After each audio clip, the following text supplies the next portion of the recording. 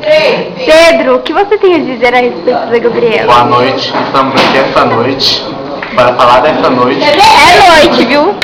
Da Gabriela. A Gabriela é uma pessoa muito bonita, uma mulher de sempre. E ela, no Big Brother, vai fazer muito sucesso. No Big Brother, velho?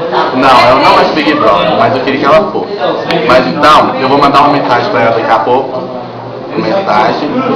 E ela é uma pessoa muito bonita, eu gosto muito dela.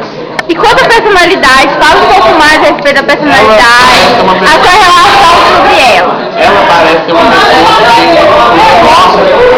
Parece? Você não conviveu com ela, você sabe se tem ou não. Você pode deixar eu falar? Ok, desculpa. Ela sabe expressar, sabe sobre os assuntos. Tudo ela sabe falar. Desde sexo, drogas,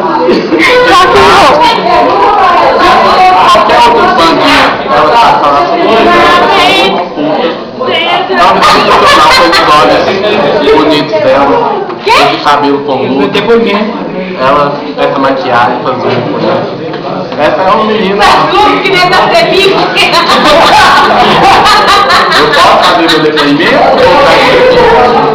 Porque ela é uma pessoa. Eu acho. Você tem mais algo a dizer da Gabriela? Eu sempre pensarei nela. Qual a sua mensagem? Minha mensagem?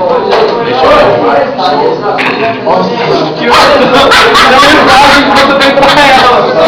Gabriela. Deixa eu falar. Longe ou perto, alegre ou triste, jamais esqueço que você existe. Sabe por quê? Te amo. Você não morreu! Tchau.